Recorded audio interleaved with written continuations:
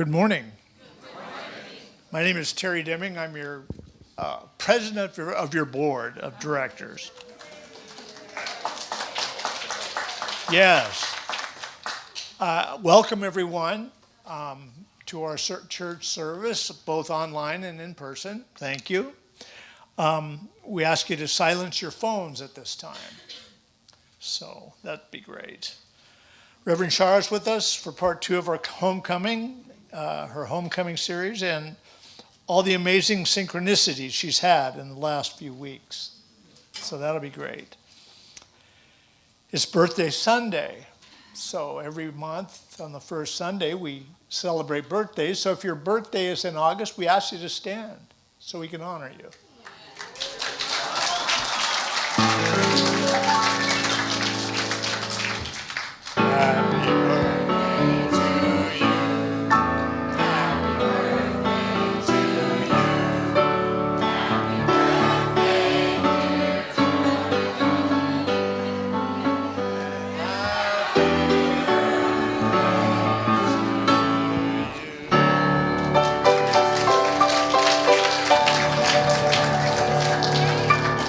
Today?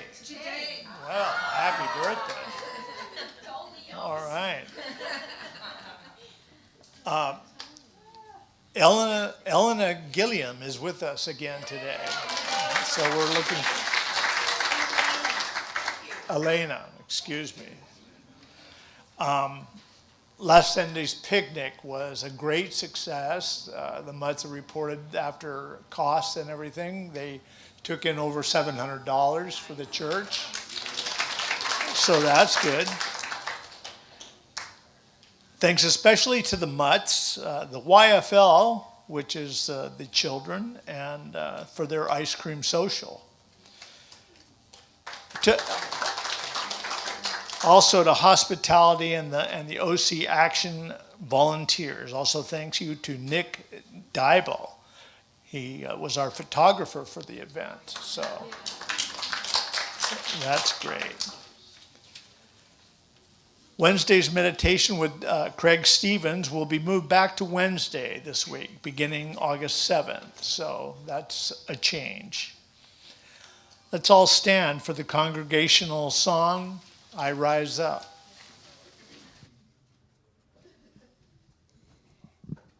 Morning, everyone. Wow, it's so nice to be here. And I'm going to teach you, so I want you to listen carefully. This is called I Rise Up, and you're going to sing on the second verse, so I'll bring you in.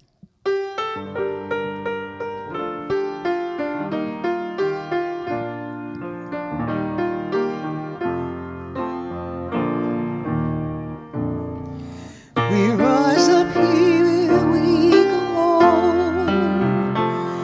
We rise up, here we go. We release our limitations and we lay our burdens down. We rise up, here we go. Sing with me. We rise up, here we go. We rise up, here we go. We release our limitations and we lay our burdens down. We rise up, here we go. One more time. We rise up, here we go. We rise up, here we go. We release our limitations and we lay our burdens down. We rise up, here we go. Very nice.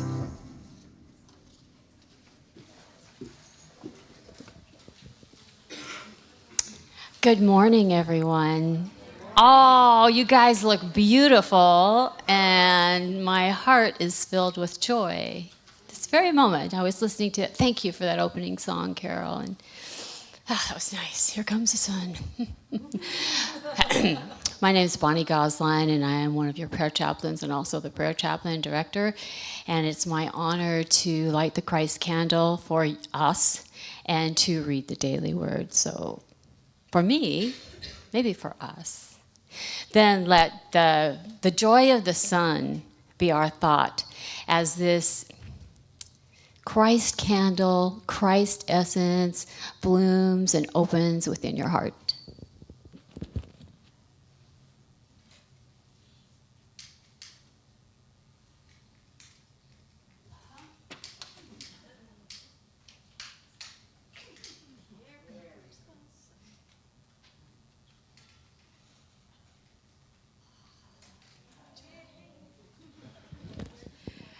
Inner peace.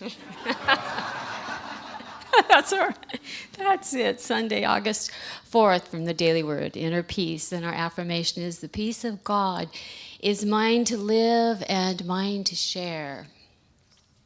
Peace flourishes within my awareness of the divine presence within, flowing from my spiritual center. Peace calms my emotions, clarifies my thoughts, relaxes my body, and radiates to everyone around me. If peace eludes me, I open myself to anything that may be blocking its flow and invite it to come forward for healing. If I am holding on to resentment or forgiveness or unforgiveness, I pray for the willingness to forgive. Affirming divine love through me forgives and releases all bitterness. If fear and worry seep into my thoughts, I remember God is the only presence and power active in the universe, affirming faith dissolves fear and restores peace. I align my thoughts and feelings with God's indwelling presence and live forevermore peacefully. And from the scriptures we have, let us then pursue what makes for peace and for mutual upbuilding. And it's Romans 14:19. And the affirmation, I'll say it the first time and then join me second time around. Inner peace. The peace of God is mine to live and mine to share. The peace of God is mine to live and mine to share. Thank you.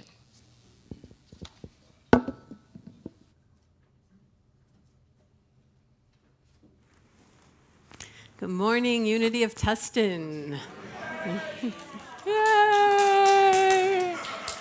I got my fan club 2 back there. Yeah. Good morning, online. Happy Sunday. That was a beautiful prelude, and it reminded me when I was giving birth to Grace. Well, we didn't know if she was a girl or a boy, although I had a meditation from my mom that told me that I was giving birth to a daughter and that I would have a life of grace. And that's why she's named Zoe Grace, because it means life of grace. So I pretty much knew, but it wasn't confirmed. So during my pregnancy and even during labor, until I couldn't sing anymore, I would sing, "Here comes the son or the daughter."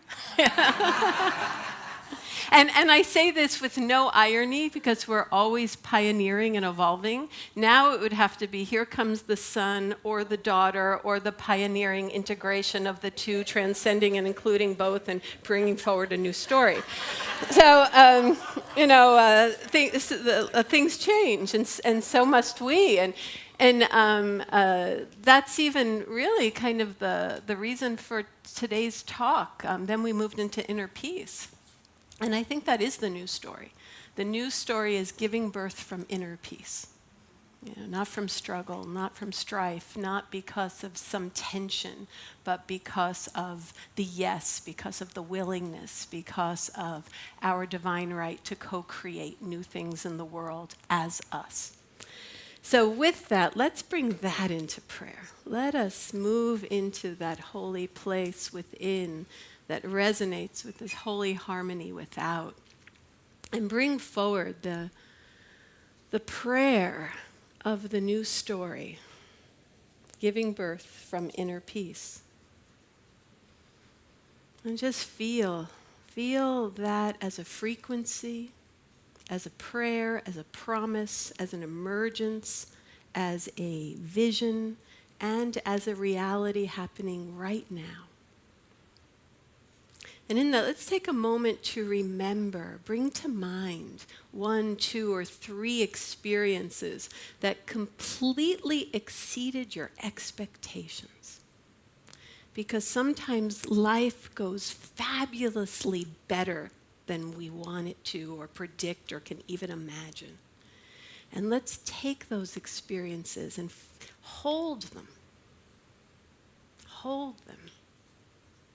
And let them be our allies and our reference points and our security in the magnificence of the mystery of Spirit of God that we can take heart in as we give birth to new things from inner peace. And with great gratitude for one of these reference points, for me to be us doing it together, we say thank you, God. Amen. As I was moving here, one of the songs that kept coming to me was Amazing Things. Many of you might know it. It usually goes, you will do amazing things. But I think it's much more appropriate to say we will do amazing things. We are doing amazing things, and that will continue. And Elena and Carol will bless us with this song. Amazing, amazing, we will do amazing things. Amazing, amazing, we will do amazing things.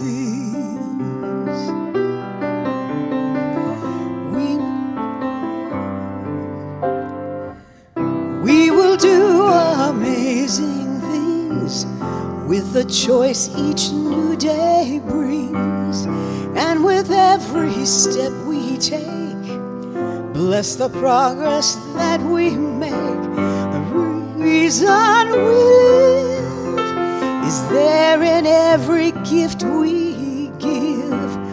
Love our life, love our dreams. We will do amazing things.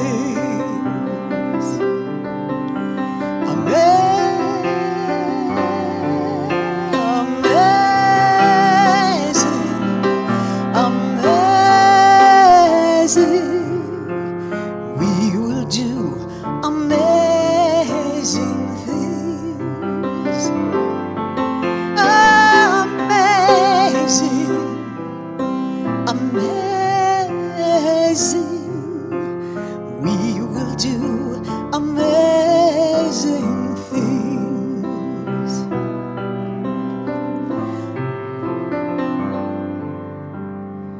Oh, the places we will go, and the people we will know. Don't worry when or where or how. We don't need to know that now. We're on the right track. No need to look ahead or back. Just enjoy what this day brings, and we will do amazing things.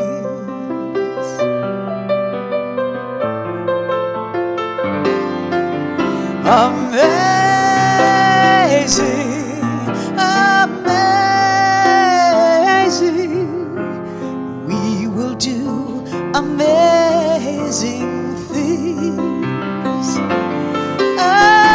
Amazing, amazing. We will do amazing things. We don't have to work it out. Just stay in the here and now. Let our minds rest for a little while. Sometimes the deepest answers come when we're out there having fun. Let's close our eyes and take a breath and smile.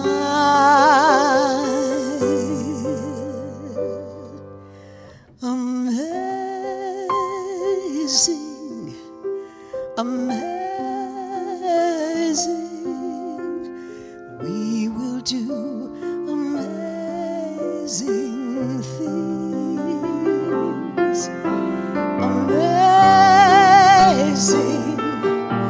amazing. We will do amazing things. Come on, please sing with me. Amazing, amazing. We will do amazing things. Bring it home. Amazing, amazing. We will do amazing things.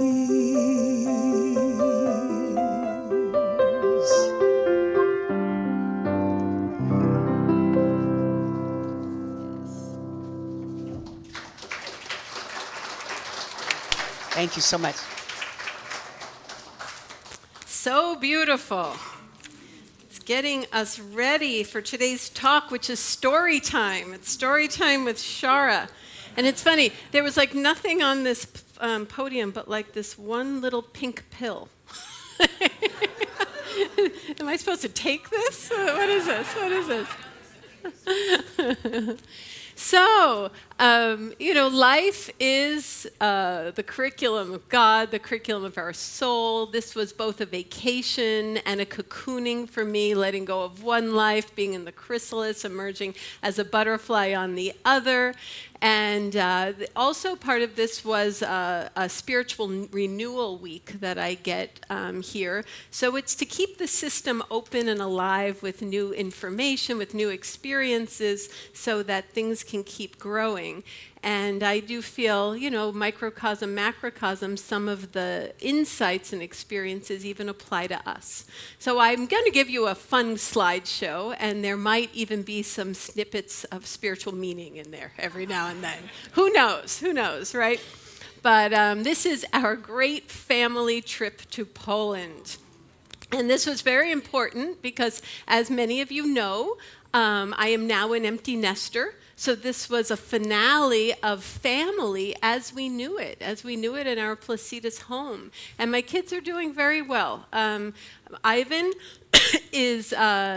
got permission to graduate from high school in 3 years rather than 4.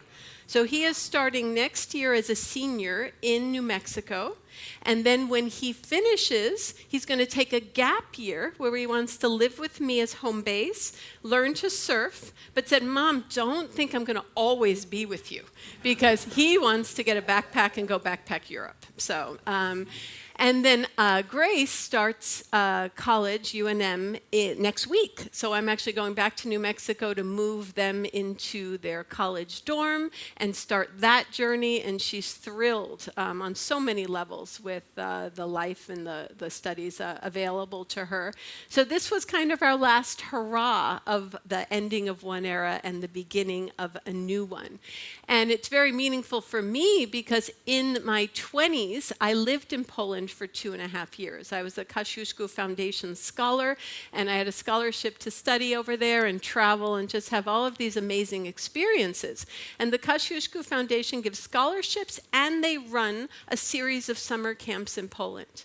And I remember even when I lived there getting the thought, wouldn't that be interesting if one day I have kids, I come back and I do one of these summer camps? So fast forward 25 years later, and the idea planted in mind, which is one of our Unity teaches, demonstrated as forth as reality. So here we are. So we started with Warsaw, mostly because that's where we land. And while we're there, we're like, let's just be tourists. I didn't have anything planned. So, of course, we went walking around, saw all of the beautiful architecture. All of the beautiful architecture is completely rebuilt because Warsaw was leveled in World War II in a way like the first time a city had been leveled like that in human history, actually. It was almost unthinkable for that level of escape to actually happen, but there's a lot of renewal as a result. And one of the nice things about being tourists without a schedule is you can just see what happens. So we were actually on our way home and we hear music. So kind of like the Pied Piper, we start going down these windy streets to find out what's going on. And we came upon this annual festival where there's all these wreath-making things out there, and everyone makes these fancy wreaths for your head. And then they're followed by this concert that thousands of people came from all over Poland, but because we were there early, we got to set up and get really good seats in front of this beautiful theater and just have this beautiful communal time of music and dancing and outdoor fun. And then, of course, we did a lot. There's a lot of history and a lot of important need to witness history. So in Warsaw, we went to the Museum of the Resistance, which is a fairly new museum. In Gdańsk, we went to the Solidarity Museum, which is a very new museum. It's quite fantastic. And then we also, in Auschwitz, went to Auschwitz, which, of course, is a deeply important experience to remember. So in this exhibit on the left, it was really, you stood in front of a exhibit and they read your facial features.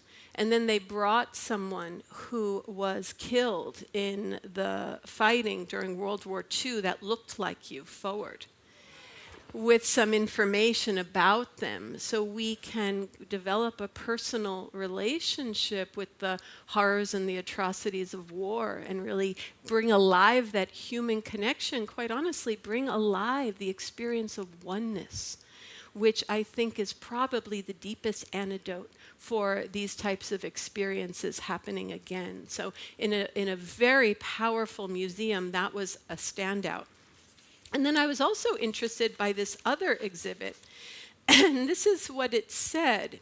It goes on, but I'll read part of it. It said, for years after the end of World War II, the researcher Joseph Campbell wrote the book, The Hero with 1,000 Faces. And we reference this a lot, of course, in which he analyzed ways of constructing cultural narratives. The titular hero also assumed a male identity. The male characteristics not only served as protagonists, but were also characterized by bravery and valor. The mechanism described by the American author excluded the experiences of women, and heroism was associated only with traditional masculine traits. Over the years, as political and social changes took place, heroism ceased to be exclusively linked to masculinity. Other aspects, such as sensitivity, emotions, body awareness, the inner world, daily life, and the collective we instead of I became important. These were qualities and spaces associated with femininity. In other words, the heroine became significant as well, not just the hero. And I really thought that was so interesting, first of all, to see that in an exhibit like this. And then they were really bringing forward all of the feminine heroes of the war that generally don't get depicted in the narrative shown in museums. But I also thought, like, this really describes a lot of spirituality. You know, emotions, body awareness, the inner world, daily life, we instead of I. I mean, this is what we're really practicing. Now, personally, I don't like gendering those qualities because I think it can intensify a polarity. They're almost human qualities. But I think there are certain exterior qualities that we've overvalued and the interior invisibility that we've undervalued. And when we integrate them, that's, I think, where the new story comes from. It comes from the integration of the inner and the outer. So that was significance for me. And in Warsaw in particular, you really saw a representation of the new story. So this is the view from the top of the museum, and the view is also an exhibit to show the resilience of humanity. after such atrocities. And Warsaw is interesting because when I lived there, it was somewhat rebuilt, but there was only one large building. And it was called the Palace of the Arts, and it was the gift of Stalin to the Polish people. And it was this kind of monstrosity, Soviet concrete monstrosity that towered over everything. And this is a difficult thing about Poland, is during the communist era, all these very unsightly block apartment buildings were built all over the country because part of communism was to take away pride of ownership that was connected to capitalism. So there was almost a functional ugliness that was put forward. So, now Soviet countries, former Soviet countries, have to learn how to accept and integrate this architecture that really didn't come from their own soul, but can't go away because it's too useful. So, interestingly, the Palace of Arts and Cultures has almost been reclaimed with a bit of pride, but it's almost obliterated. You can't really see it in the skyline because now all the skyscrapers have come up. And the skyscrapers, Warsaw aspires to be the European capital with the most skyscrapers of any other European capital. And one of the reasons they can aspire to this is because all the original architecture has been destroyed. So it kind of makes room for an embrace of the new, where it's harder to do that right next to Paris, right next to. So that's kind of interesting as well. And I've said this many times, but Charles Fillmore, our co-founder, emphasizes that of the 12 powers, the 12 qualities that when we activate online, we get to embody and emanate the Christ in human form as us. The most powerful power, according to Charles, is the power of release. It's that power of letting go. It's that power of flow, that flow. And it, in some ways, is the hardest power. Sometimes it has to be done to us. But on the other side of that power is the possibility of all sorts of unfettered renewal. So a meta theme of this trip for me has been the relationship to trauma. I come from a traumatized people. I come from a traumatized family. As many of you know, the plan was to exterminate the Jews and for Poles to become a slave nation. And I do want to acknowledge Carol's family are survivors of the Holocaust, survivors of the plan to exterminate all the Jews. And I'm a survivor to enslave all the Poles. And it's quite a journey, and it's quite a journey to heal. And I'm in this group with the Association for Spiritual Integrity for years, and we meet and we just alchemize together. And one of the very wise members said that he got an astrological chart reading. And the astrologer said that in his lifetime, trauma is leaving his chart. And that really resonated with me. It resonated me as a prayer, as a dream, as a vision, and as a lived reality. And while I was in Poland, I did this amazing tour with my best friend from 25 years ago, who I lived with. And the tour guide said that Polish people tend to do suffering much better than joy. But they're getting better.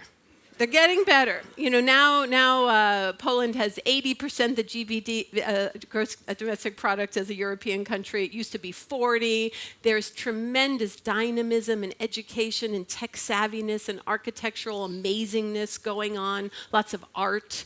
So there is this kind of learning to have trauma move off your chart. So I feel that that's true for us as well. There's been some conflict and strife in our history, as well as a lot of love and greatness. And it's like, but in this new chapter, how do we give birth from something that's not trauma? And it really is giving birth from the present moment, giving birth from the unknown. creating from inspiration, creating from the wisdom of the body, and new things come online. So that's very interesting, this new story, and what the new story means, what it looks like, and how we are embodying it ourselves. So our trip after this was to go to Camp Perkos. And the first part of the camp it was just lovely. It's in rural northwest Poland. It was on a lake. There's kayaks and paddleboards and stand-up paddleboards and swimming and a beautiful, beautiful forest. It's on a little island that you could walk around. Some of my favorite things are moss, mushrooms, and mist. And I had them all. And so the walks that I took alone or with other people or with my kids were just fabulous. So there was this lovely immersion in nature. And I made 3 meals a day. So to me, anytime I'm anywhere where I don't have to cook for days on end is the vacation. That's everything else is bonus, right? That's it. So it was very rejuvenating, and I really wanted my kids not just to be tourists, but to have an immersive experience, and they really became one with these campers. So let me tell you about the camp that we happened to fall into. Because of all the camps the Kosciuszko Foundation sponsors, this is the only collaboration that's like this, and it's a really inspiring story. So one of the richest men in Poland, his name was Andrzej Czernewski, and he developed a terminal form of cancer fairly early in life. And he was tasked to think about what he wanted to do with his fortune. And he died, I believe, this foundation was established in 2009. So this was kind of before Bill Gates, before philanthropy. And he really wanted his legacy to leave an impact. So he created this organization called Fundacja EFSA. And what they do is they train people with means on how to be philanthropists, how to really think about giving their money to something greater than their individual self, which is really our whole reason for being. You know, we are only here because each of us does that individually and then gets here collectively to create something that's greater than our individual self.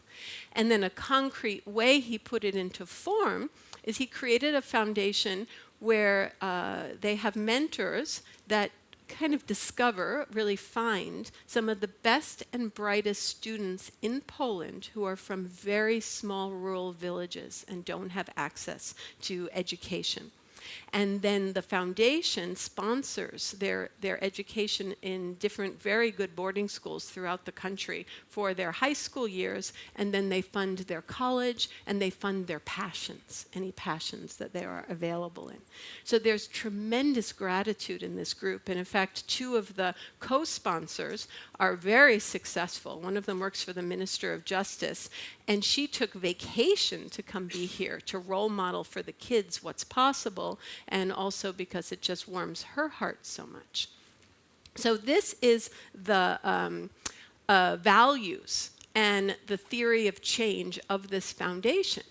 Is we are guided by the belief that the goals attributed to education today need to be reevaluated. Democracy requires a special ethos, empathy, creative and critical thinking, the ability to discuss common good, agency to realize it, readiness to question authorities and the status quo, as well as rootedness, neighborly friendship, and patriotism. Such dispositions require education. And this is very similar to our theories of development and spiral dynamics and other models, that there's a way naturally we as a collective, as culture, kind of get to a certain level of development. And then if we want to continue spiritually, it takes education. It takes intentionality. It takes effort. And that's part of our reason for being, is to be a space where we can learn and practice how to move beyond where we are towards wholeness and manifestation of our divine selves. This is their theory of change. The generation now taking responsibility for the fate of the country, which is our YFL program, owes its position to democracy whose future is uncertain. The formula that has prevailed for decades, according to which institutions and law are sufficient to guarantee freedom, while the role of education is limited to responding to market needs, is becoming exhausted. To effectively respond to modern challenges, we need to change the paradigm of thinking about education, focusing on the common good. And the takeaway for me, it's really centering the common good. And I think the way we've been doing this is we've been centering the we, centering our oneness, centering our shared humanity. I think of the spiral dynamics course that I did with Jane Simmons and Adam and others, and one of our participants said something that's just this life-changing teaching. You know, how is it that we're not, as a human species, getting around to protect and nurture the most scarce resource available to us on the planet? And that resource is life. Like, what happens when we center quality of life as our whole reason for being as a species? And I feel like we are participating in the emergence of that new story. So what does this look like? So what does it look like to get a whole bunch of people together and sponsor them in being these authentic agents of change according to their own interests? They're not shaped in any way.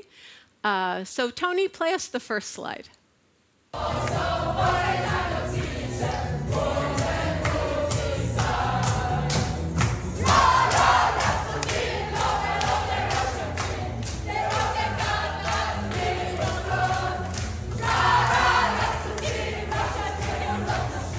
Thanks, Tony.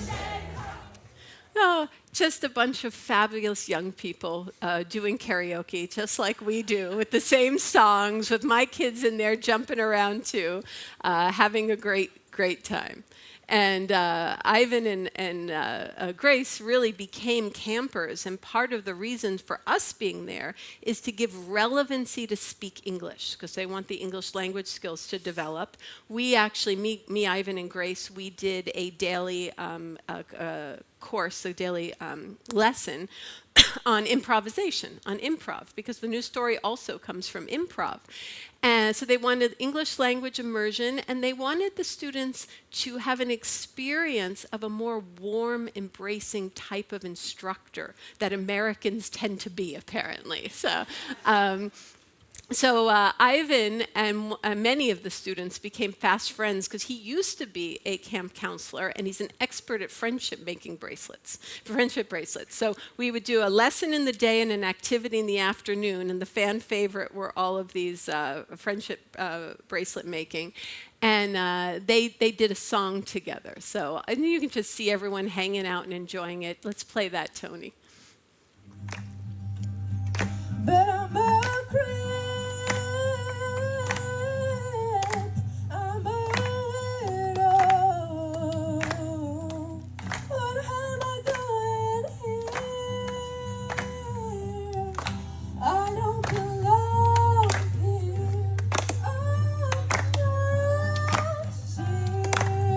Thanks, Tony. So that's an example. It was just a lot of singing, a lot of gathering, a lot of art, a lot of communion, a lot of connection, a lot of gratitude, a lot of laughter, a lot of meals. And really wonderful experience, and wonderful experience to be part of someone's vision and putting that vision into practice. So here are some of the outdoor huts where we were doing some of the friendship making bracelet, and there's Ivan leading everyone in American camp songs and things like that.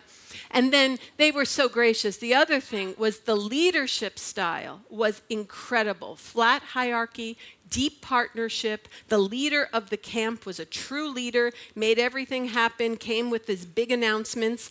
Found out they switched that role every year. So it really, really impressive, mature team leadership. And then they were incredibly gracious to the 17 of us that were the Americans doing the English language programming, and they called us the American Dream Team. So we are the American Dream Team.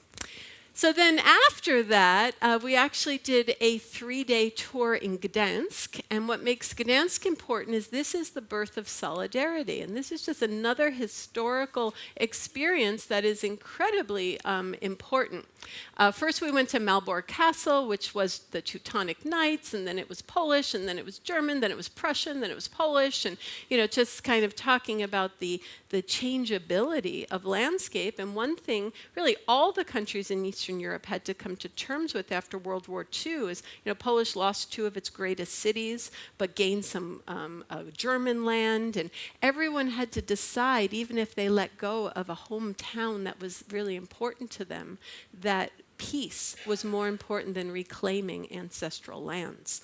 So there's this almost mature agreement that we're not going to go there about changing borders. And then in Gdansk, this is we did a kayaking tour, and this might be most familiar. This is where the birth of the Solidarity movement started in 1980 with Lech Wałęsa. So these are the iconic shipyards, which this is actually a monument, so those shipyards will never change. And Lech Wałęsa created a movement, an anti-communist movement, where he started to get tremendous national power to have rights of workers. And some of the rights were, if you are working in a shipyard all day long, you should have, I don't know, I think it was 2 ounces of meat a day, something like that. And they got together and they started asking these demands, and they had tremendous success, and it was creating this anti-communist movement that was incredibly successful in getting world press. So it kind of went on for a couple of years, and then in order to suppress it, the communists came back and started cramping down in spades. People started disappearing. If you were involved with anything to do with solidarity, you wouldn't get education for your kids. There were lots of punishment done to the whole Polish society, to the point where then solidarity almost became a pariah. And the narrative was, if they would just cooperate, we would all be fine. We wouldn't have all of these problems. And it was almost dead in the water after this amazing success. But then, as change happens, it usually changes from something we cannot predict or plan. And what happened is Pope John II, who was Polish, became elected Pope. When that happened, he said he's coming to Poland. He was not allowed. Organized religion was not allowed. It was illegal. But he said he was coming anyway. Communists didn't really know what to do. He comes. He has a series of masses. They're all illegal. The communist government is making the transportation strikes, so there's no way to get to the masses. And each one had 1 to 2 million people. So that created a reference point of collective power. And it could never be stopped after that. And some people say that is how this movement of communism, it's a bloodless revolution, actually over time collapsed because the experience of collective will and togetherness and its power was realized as an experience. And after that, things were unstoppable.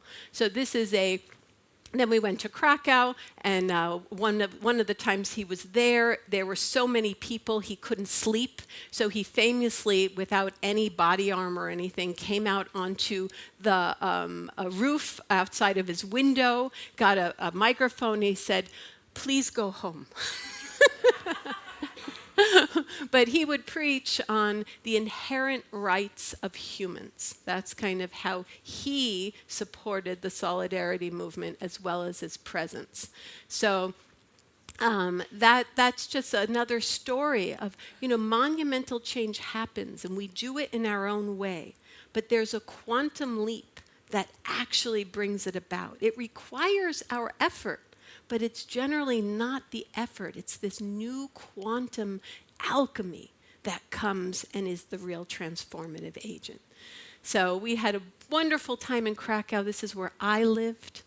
There's these beautiful cellars. They're beautiful. They're just brick cellars, and they're made into all these great nightclubs. And I went to all of them when I lived there.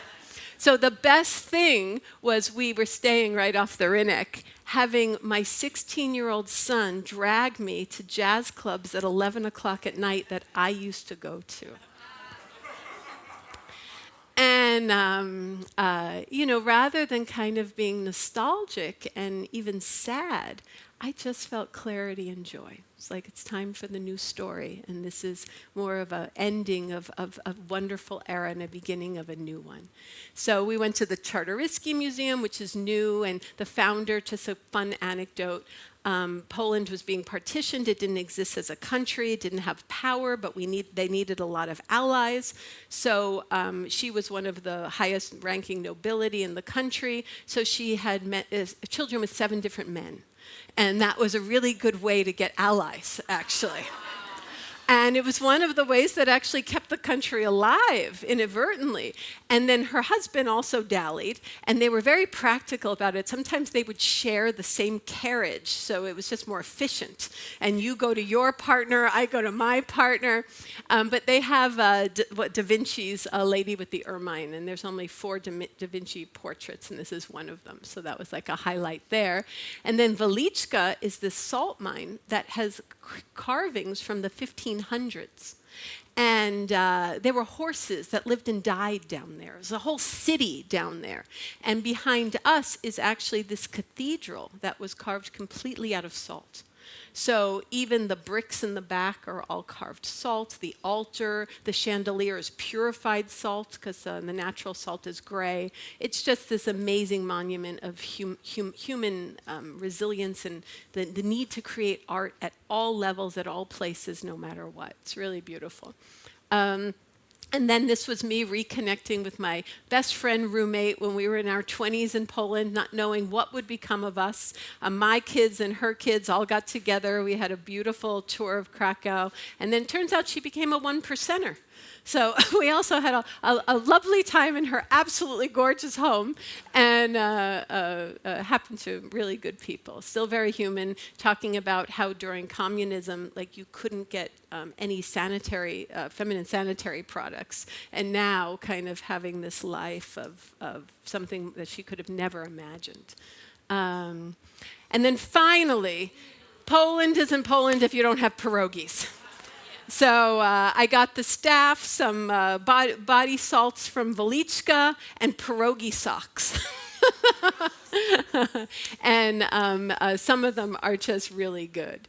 So that's a little synopsis of the trip and some of its history that I think just really speaks to the richness of the human spirit, the resilience and change that we are still a part of, and how we are moving from the story of trauma to the story of something post-trauma.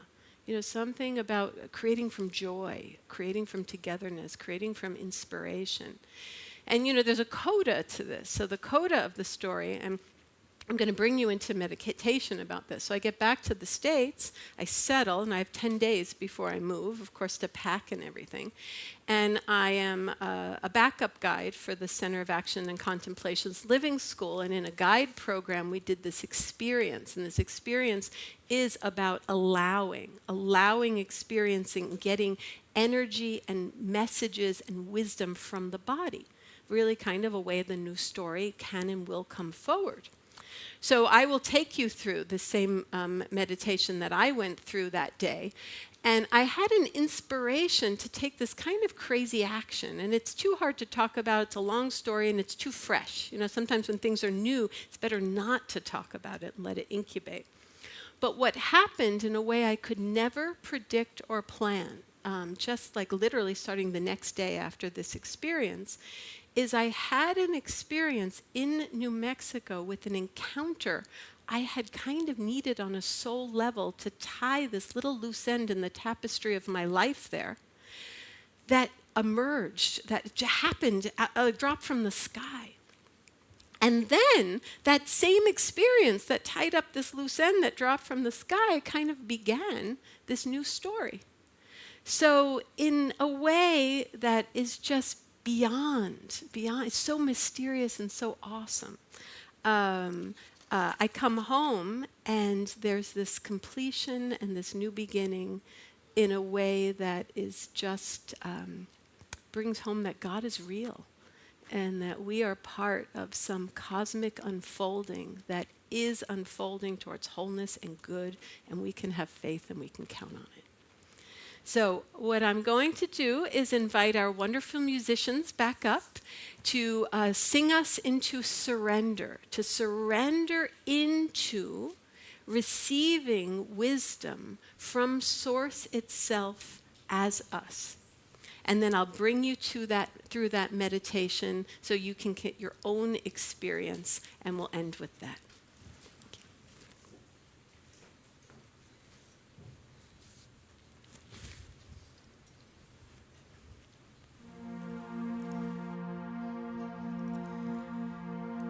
I will surrender to my greatest, highest good. I will release any fear that blocks my way. For every step I take is taken in pure faith. And I am stronger every moment, every day. My mind is willing and my heart is open wide. I trust my instincts and let Spirit be my guide. I vow to live a life that's real and pure and free. As I continue walking in this mystery, I will surrender to my greatest, highest good. I release any fear that blocks my way.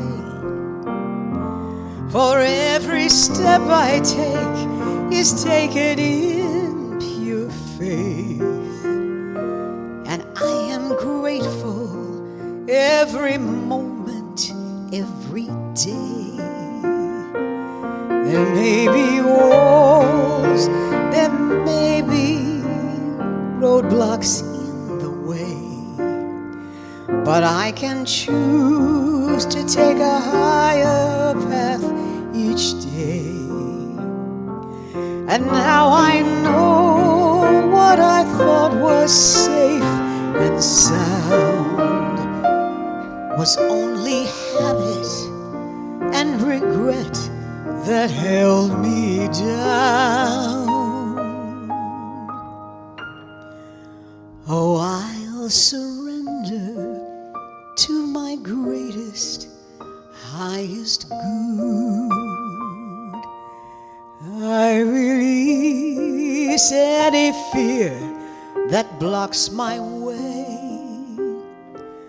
For every step I take is taken in pure faith. And I am kinder every moment, every day. I'm more loving every moment, every day. Oh, I surrender every moment, every day.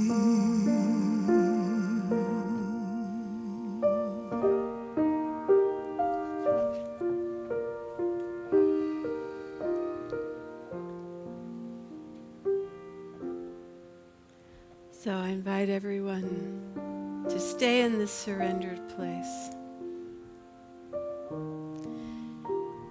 And this meditation, inspired by Gigi Ross and Ruth King, invites you to welcome a frequent flyer Frequent flyer are those things that come back, that you thought you were done with, that still trigger you, that come back to remind you that the journey never ends. I bet you try not to be alarmed or surprised, but expect them to show up, these frequent flyers. And create and allow a place each time they appear. Be curious about what they want, how they change, stay the same, experience in your bodies, and remember that they are visitors, not residents of your mind and heart. And as we move into our own experience of this, I remind you that investigation is not to solve a problem, but to open up to what wants to be revealed. Where we can shift our attention away from struggle and towards freedom, towards the new story.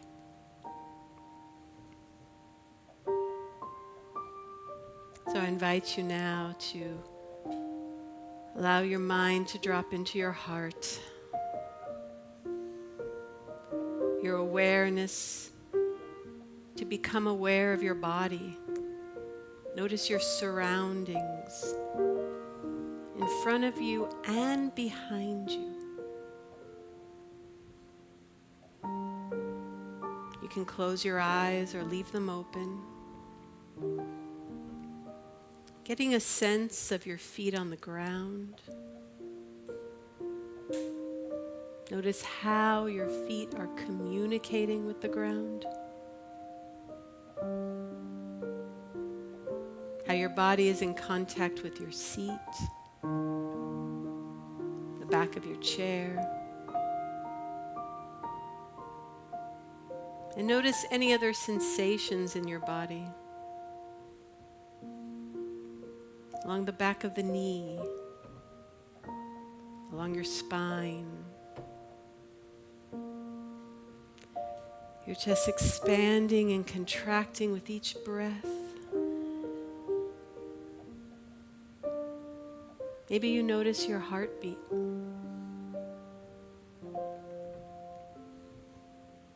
Notice how your body feels and how your body and clothes are communicating.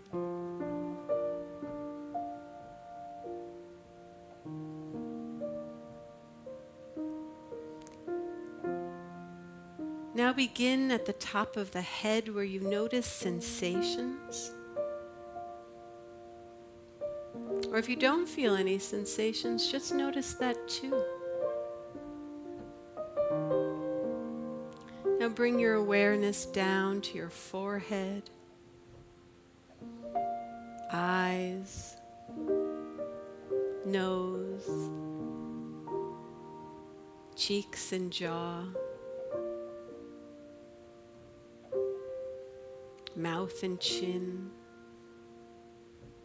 the sides of your head, the back of your head, noticing the sensations in your neck,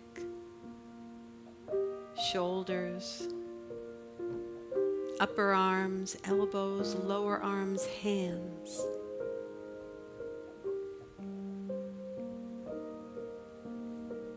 Notice sensations in your chest and upper back, abdomen and middle of your back,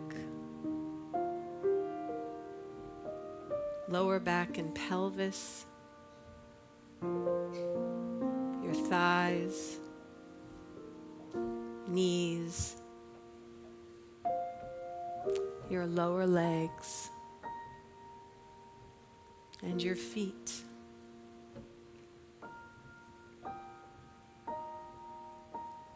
And as you allow yourself to continue breathing and settling into your body,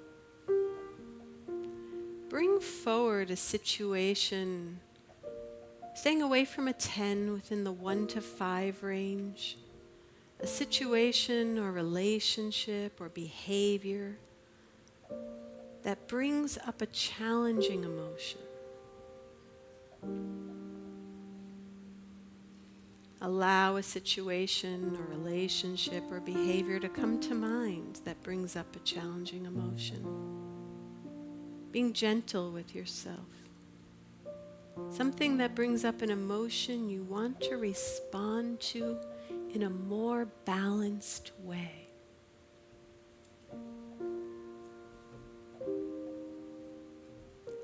And first begin with a thumbnail, as if you're looking at situations like you're choosing a movie.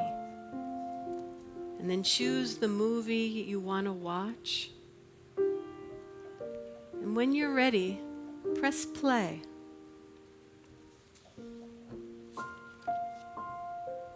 And when you get to the scene where you're the most emotionally reactive, press pause and get a sense of what's triggering you.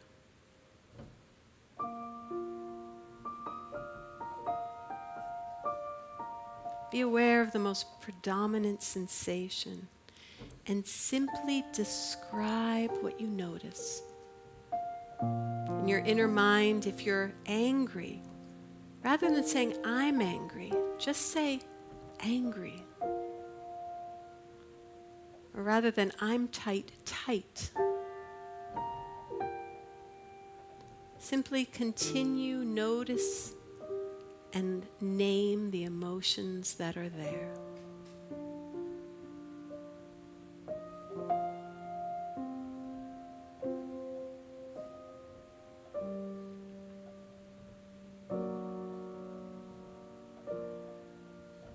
And now I invite you to greet the emotion, to greet the sensation and welcome it. And choose a phrase to allow and welcome the emotion. I'll give you some suggestions. You can use them or not, or come up with your own. Maybe, yes, I'm sad. Let me allow this. I'm having a hard time and I care about it. Yes, this too. God is here even in this. It's okay, sweetheart. And from the altitude of divine order, all is well. All manner of things shall be well.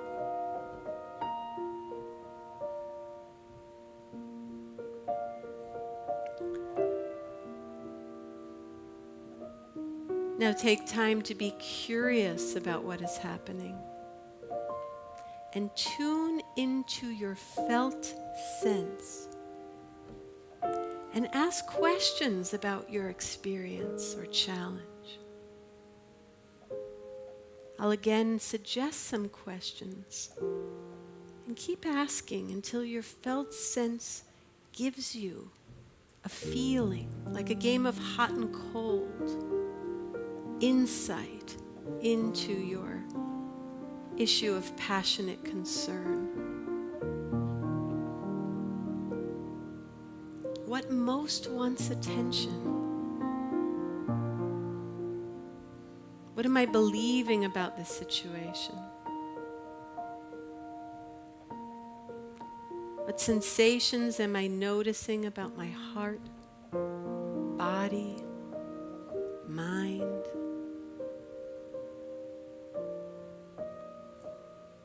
I've tapped into a vulnerable place. What does it most want or need?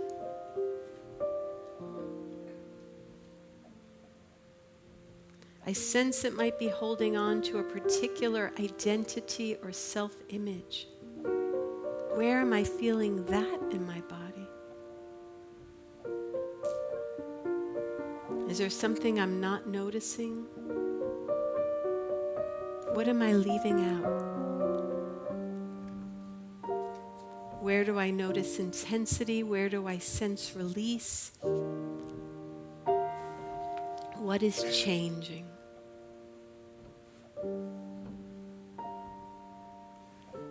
Now stay with your experience, continuing to acknowledge the felt sense, letting it know you are acknowledging what it is sharing.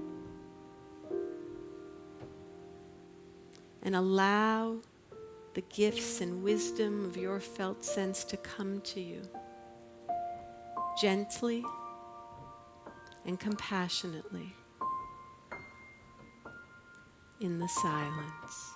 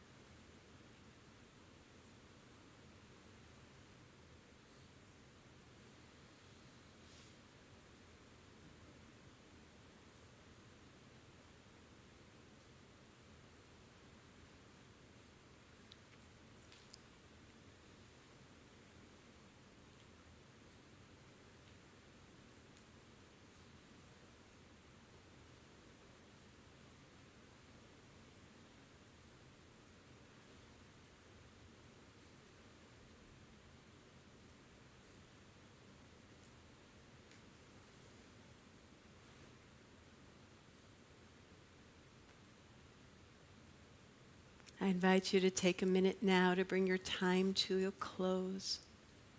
And take a moment to notice what, if anything, feels different. Thank your felt sense and bring yourself back to the present moment, bringing with you a feeling of safety, a resource of safety, whether that's anchored in a safe place, an animal, an energy of the present, this community, whatever you need. And let yourself take some deep breaths as you relocate yourself to the here and now. And we bless your experience with the gift of the wisdom of divine embodiment. And we extend this gift, this resource of our felt sense to all of those on our prayer list here at Unity of Tustin and all of those in our minds and heart, as we give thanks for this community and its many blessings and resources. So I invite everyone to take a deep breath and exhale with a little noise. To get us back into this room together. And as we reorient ourselves to this present now moment, I will invite Bonnie to come up to orient us all, and especially our new guests, with the special medicine our beloved Unity of Tustin community endows. Thank you. Yeah.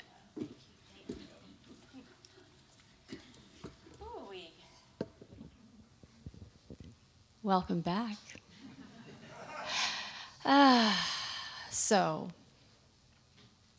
we'd like to welcome our new guests in person and online, and I certainly hope that you had a wonderful journey just now. Thank you, Reverend Shara. We are so grateful that you joined us here today.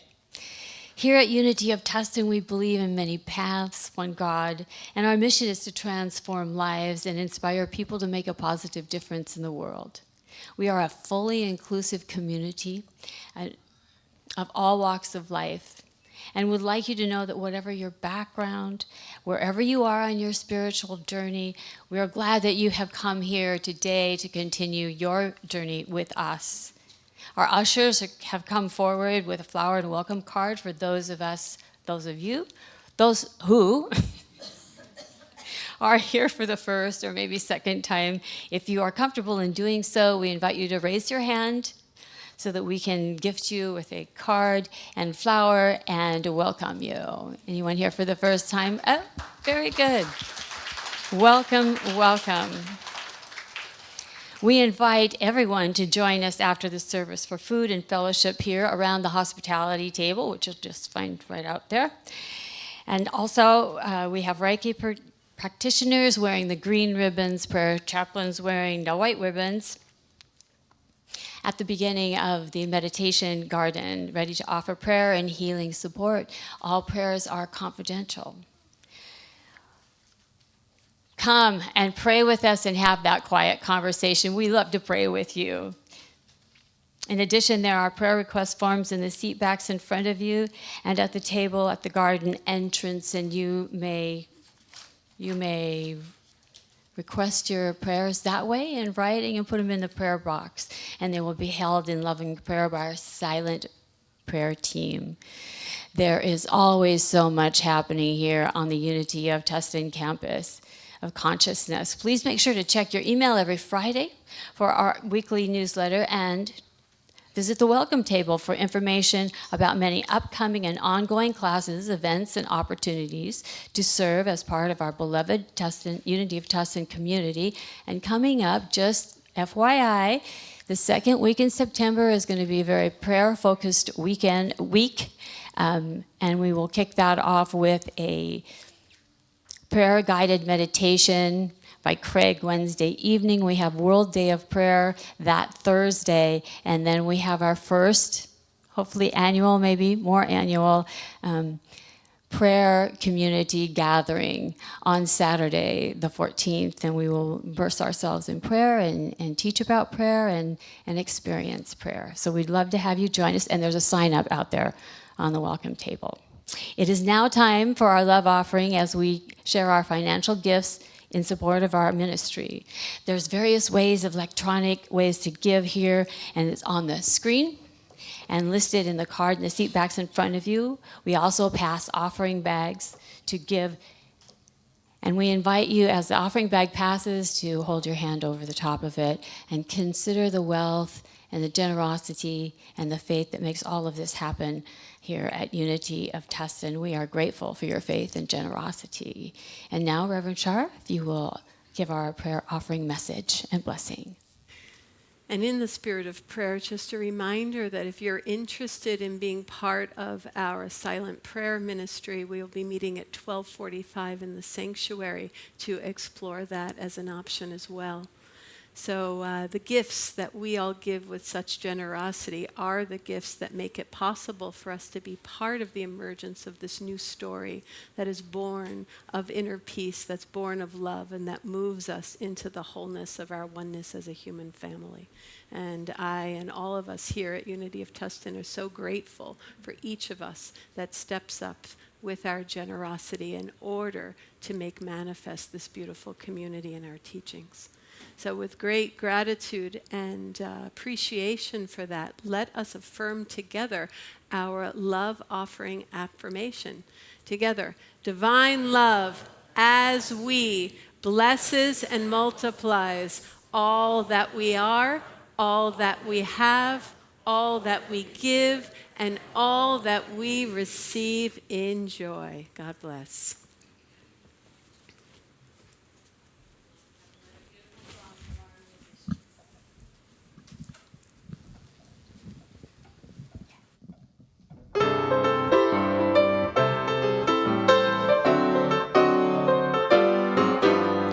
Never cared much for moonlit skies. I never winked back at fireflies. But now that the stars are in your eyes, I'm beginning to see the light. I never went in for afterglow or candlelight on the mistletoe. But now when you turn the lamp down low, I'm beginning to see the light. Used to ramble through the park, shadow boxing in the dark.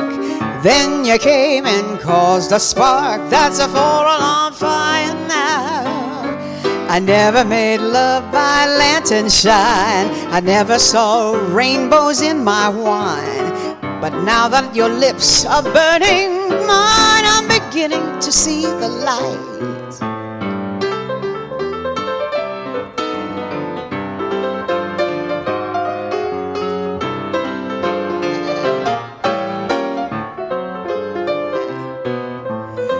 I used to ramble in the park, shadow boxing in the dark. Then you came and caused a spark that's a forlorn fire now. I never made love by lantern shine. I never saw rainbows in my wine. But now that your lips are burning mine, I'm beginning to see the light. I'm beginning to see the light. I'm beginning to see the light.